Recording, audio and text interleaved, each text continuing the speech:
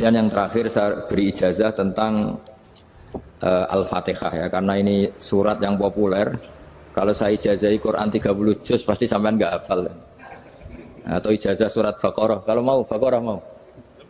Ijazahi surat Baqarah mau 2 juz setengah. Mau Mas Asep?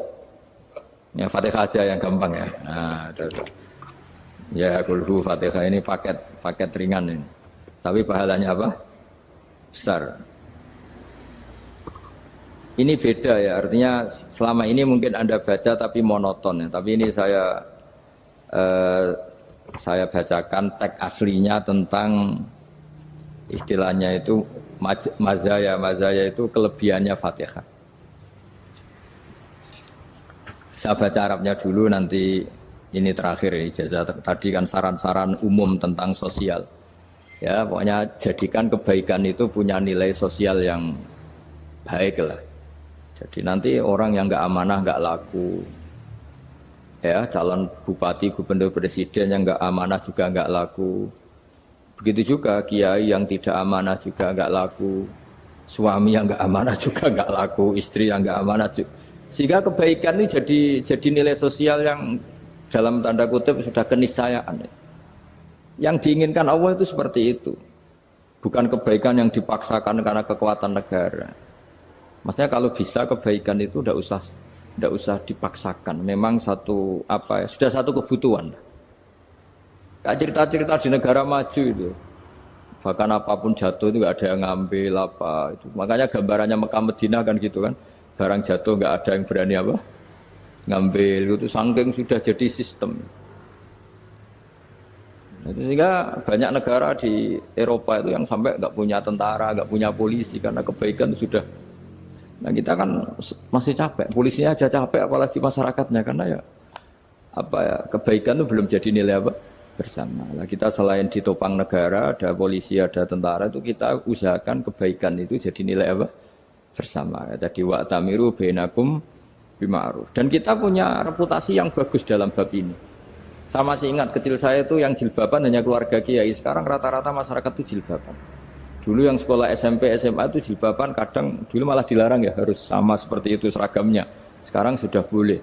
Dan nyaman. Lama-lama yang dapat simpatik ya yang pakai pakaian model tertutup seperti itu.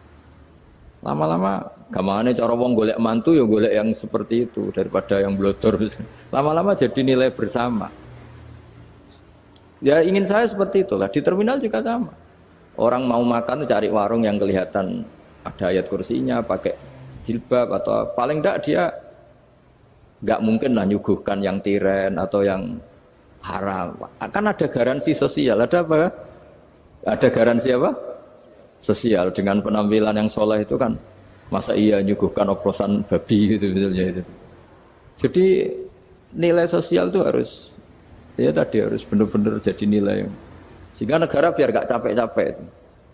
Polisi juga gak capek kan, karena tugasnya corong Jawa mau ngawat-ngawati tok, tapi sudah tidak perlu tegang karena kebaikan sudah jadi nilai apa bersama. Ya, ingat-ingat ya ayatnya tadi, wa'tamiru bainakum bima'ruf. Jadi kebaikan itu harus jadi nilai bersama. Iktimar itu menjadi urusan bersama. Makanya kalau kita rapat besar disebut apa? Muktamar. Muktamar itu urusan bersama. Ya tadi, imamnya sholat juga menopang Gojek karena nggak lama-lama nopang Grab, nopang Kernet, nopang penjaga Indomaret, penjaga bensin, pom bensin. Nah dia hanya punya waktu 5 menit terus imamnya baca Baqarah kan.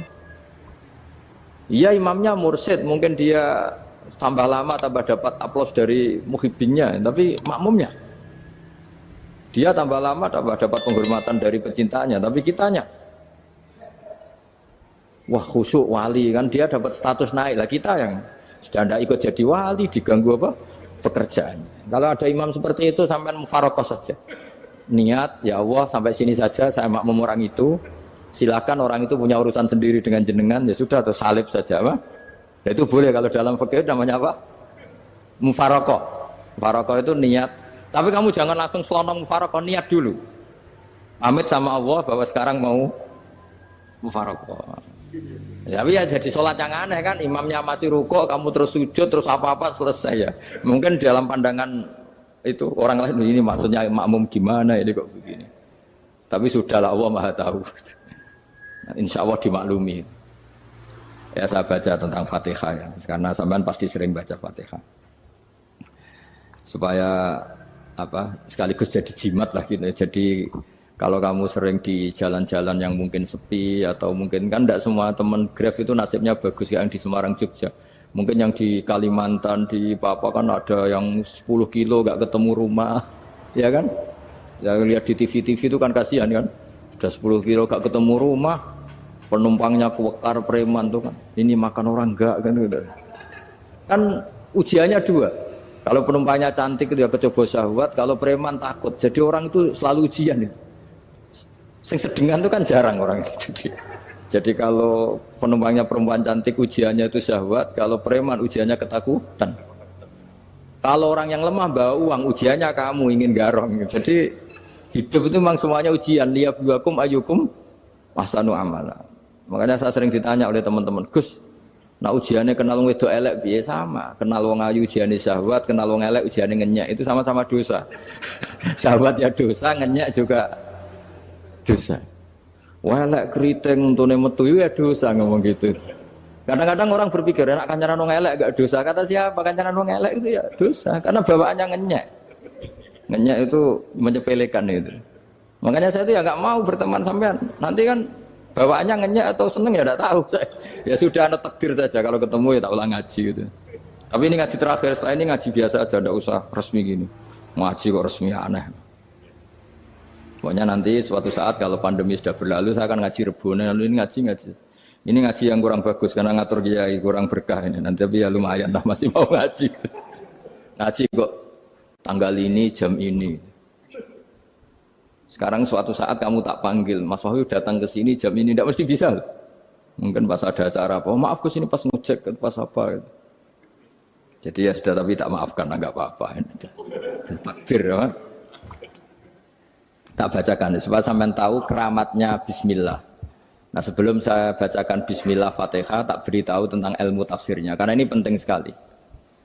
Fatihah itu dawuhnya Allah, tentu itu dawuhnya Allah. Saya ulang lagi itu kalam Allah. Tapi yang sudah diberikan kesampaian ke kita semua. Sehingga seakan-akan itu menjadi dawuhnya kita ke Allah. Jangan salah loh ya. Fatihah itu dawuh Allah tapi sudah diberikan ke kita. Sehingga posisi kita itu yang punya itu. Nah, kenapa ini perlu dijelaskan? Karena nanti ada kalimat iyyaka na'budu wa iyyaka nasta'in. Kalau itu masih kalam Allah, berarti Allah ngomong ke kamu, ngendikan ke kamu, kepadamu aku menyembah. Masa Allah menyembah kamu? Nah, sehingga ilmu tafsir itu menyelesaikan itu dulu ya. Saya ulang lagi ya, sebelum sampean sering baca Fatihah, aku yakin ya sering baca. Tapi barokahnya ndak paham itu ndak pernah janggal. Enggak paham itu ya penting supaya ndak iskal, ndak janggal. Sebetulnya di kalimat itu ada yang janggal. Kalau Fatihah itu kalimatnya Allah atau kalam Allah, bagaimana dengan kata-kata iyyaka na'budu? Masa Allah ngendikan ke kita, kepadamu kami menyembah. Masa Allah menyembah kita?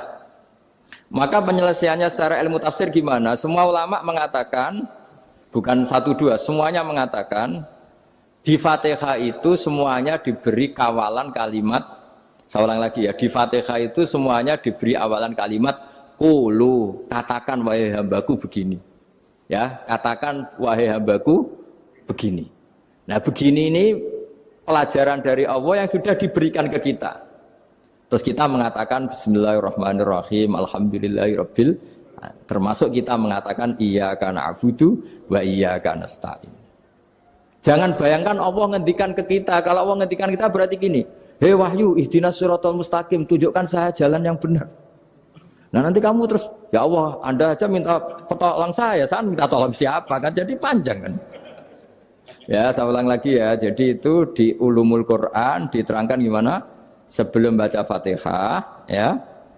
Fatihah itu kalamullah, ngendikannya Allah, tapi yang sudah diajarkan ke kita dan sudah milik kita, sehingga kalimat itu menjadi milik kita. Tapi ya kalamullah, tetap kalamullah, tapi sudah menjadi milik kita. Sudah paham ya? Ya pinter nah. Ya, karena kalau tanpa penjelasan seperti ini, Anda akan iskal. Bagaimana Allah iskal itu janggal? Bagaimana Allah mengatakan iya anak budu? Kan jadi aneh kan? Ya, jadi tak jelaskan secara ilmiah ya. Jadi kata ulama-ulama tafsir, ayat-ayat Quran seperti ini sebetulnya dimulai dari kulu apa? Meskipun nggak dilafatkan. Itu kan sama dengan kul huwallahu ahad Muhammad. Katakan kalau Tuhan itu satu. Ya namanya Quran itu kan kalam Allah membina nabinya, membina umatnya. Makanya dikatakan atau enggak, di sini tersembunyi kata kulu, katakan. Ya. Jadi ya ibarat apa itu? Kamu ngajari anak kamu lah. Panggil jenengan bapak kulo. Itu maksudnya anak itu kalimat kamu, tapi kamu ajarkan ke anak kamu. Terus anak kamu bilang, Pak jenengan bapak kulo. Nah, ketika kamu mengatakan jenengan, bukan kamu mengatakan jenengan anakku, berarti anakmu itu bapakmu, kan lucu kan? Anak kamu ajari jenengan bapak kulo. Kamu engkau bapak saya. Terus anak kamu mengulang jenengan atau kamu bapak saya. Berarti itu kalimat yang kamu ajarkan, tapi sekarang sudah milik anak kamu. Kalau itu kalimat kamu kan lucu, masa anak kamu bilang bapak. Nah itu seperti itu. Jadi ulama memberi solusi atau jawaban iya karena abudu. Iya itu sebelumnya ada kata-kata kulu, katakan wahai hambaku, hubungan kamu dengan saya adalah katakan iya karena abudu wa iya karena nasta'in. Terus hubungan kamu dengan saya katakan juga dalam doamu ihdinas siratal mustaqim. Jelas ya, jadi itu kalam Allah yang sudah milik kita karena diajarkan Allah untuk kita. Dong ya? Ya dong, gak jelas gak. Tapi bagus gak jelas itu bagus. Kalau kamu jelas gak jadi digrab, jadi gubernur. Min azimi fadliha kasratu asma'iha wa fadail ukhra. Ini cerita dramatisnya surat Al-Fatihah. Qala Abu Hurairah radhiyallahu anhu inna iblisa ranna khina unsitat Al-Fatihah. Jadi iblis itu begitu kesakitan. Ini kitab Abu Abul Farad karangannya Sayyid Muhammad Alawi, juga kutipan dari beberapa kitab. Yang jelas beliau sendiri juga ngutip dari beberapa riwayat di beberapa hadis. Halaman 1, 2, 3. Ketika Fatihah turun itu iblis kesakitan. Kayak orang sakit gigi lah, tersiksa sisanya karena turunnya surat apa? Al-Fatihah. Artinya kalau Anda baca Fatihah dijiwai, maka Anda melemahkan setan, melemahkan iblis. Wa qala Mujahid, khina unzilat Fatihatul kitab ronna fastama indahu asyayatin. Jadi ketika Fatihah itu turun, iblis itu terkapar lah kira-kira. Sampai dijenguk banyak setan. Jadi kemana di ICU lah kira-kira gitu kalau sekarang itu. Entah COVID entah enggak tahu, pokoknya di ICU sampai dijenguk banyak setan. Enggak tahu bawa apa enggak tahu, pokoknya dijenguk banyak setan. Ono yang nyangoni karena ini apa? Ketuanya apa? Pingsan, sakit. Jadi iblis itu sakit sampai dijenguk anak buahnya setan-setan. Ya, semoga kalian semua tidak kenal setan. Kalau kenal berarti teman, apa?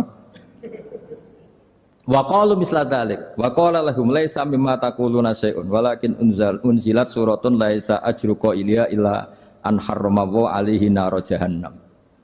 Saya ini bukan sakit fisik kata iblis. Kamu tidak usah jenguk saya, datangkan dokter terbaik, tidak usah. Saya ini tidak sakit fisik. Saya ini sakit karena ada surat yang diturunkan, yang pahala yang melafadzkan surat itu pasti selamat dari neraka. Padahal misi terbesar saya ini supaya manusia masuk neraka. Sekarang punya tamengnya. Wah pusing kan? Ya seperti orang lah goda sampean ternyata sampean setia itu kan pusing. Nah ternyata tidak setia itu yang akhirnya ribet kan itu.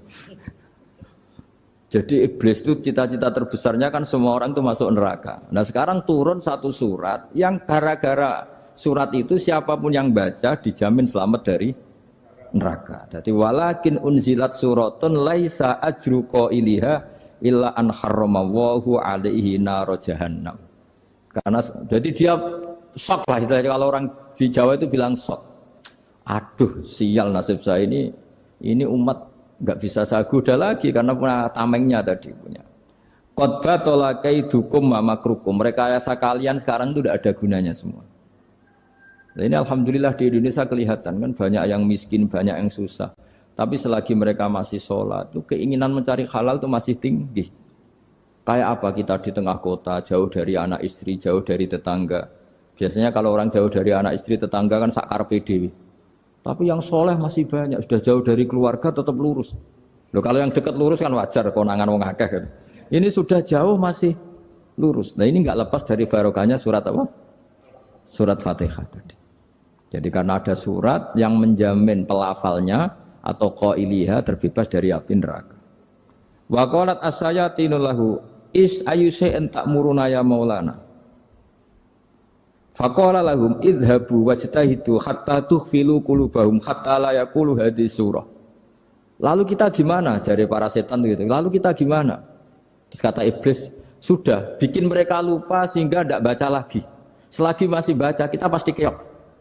Jadi kalau sampean sudah jarang baca Fatihah itu berarti sudah bagian dari kemenangan apa? Iblis. Jadi kalau sampean sudah jarang baca Fatihah itu berarti bagian dari kekalahan Anda, kemenangan iblis. Masih sering baca? Berapa kali? Terus apa lagi?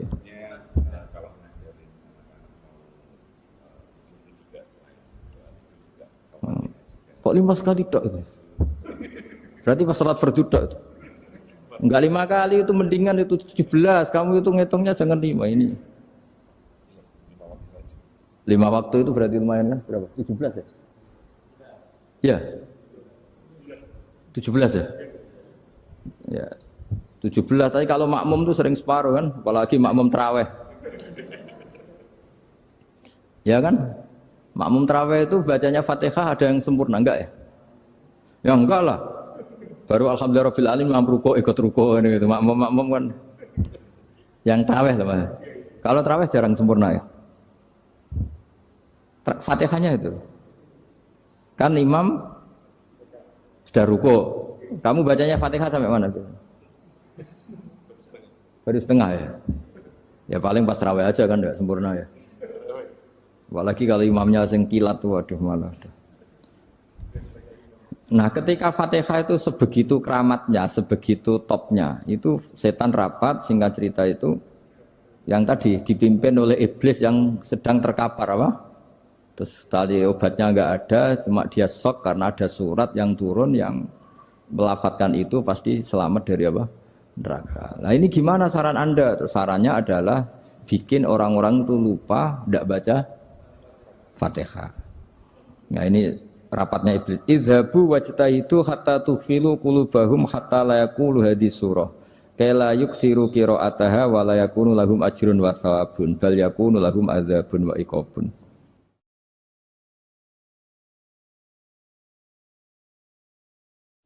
Jadi saya mohon selama ini Anda sudah baca, tapi mungkin hanya rutin saja. Napa rutin saja? Jadi barokahnya ngaji ini kamu punya kekuatan atau punya semangat membaca karena ini surat yang luar biasa. Ibarat gini, kalau sampean tanya, saya juga sering mikir, masa Gus hanya surat kok punya kekuatan seperti itu?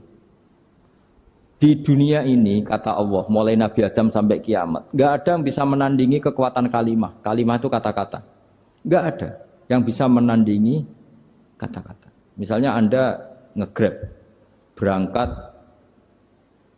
istri cuek, berangkat cuek. Itu beda dengan ketika meskipun satu kalimat. Wes Pak, muga-muga dilindungi pangeran, mugi-mugi jenengan selamat.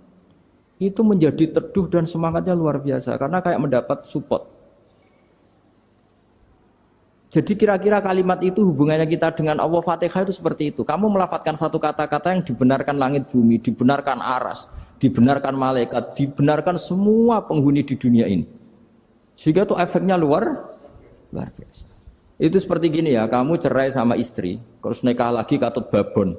10 tahun anak kamu dididik, ibunya benci kamu. Dan memang Anda layak dibenci. Dididik. Dan sampai nggak pernah manggil kamu Pak. Suatu saat, kamu tentu rindu kan, ingin dipanggil bapak oleh anak kamu. Suatu saat anak ini manggil kamu Pak E. Itu senengnya bukan main, hanya sebuah kata-kata. Makanya kadang-kadang orang itu tanya sama kiai, ijazah lafadz ini gunanya apa sih? Itu ijazah-ijazah itu untaian kata-kata. Yang kata-kata ini dibenarkan langit dan bumi dan aras dan para malaikat. Sehingga efeknya itu luar. Nah ibarat seperti itulah. Kamu melafatkan Fatihah itu melafatkan kata-kata yang dibenarkan Allah dan Rasul dan semua malaikat, semua penghuni langit. Maka ini efeknya pasti luar. Nah di sini lah orang-orang dulu itu tahu keramatnya itu. Sehingga ketika melawan Belanda, melawan Jepang dulu itu kalimat-kalimat itu menjadi mantra yang luar biasa. Doa lah, doa yang luar biasa.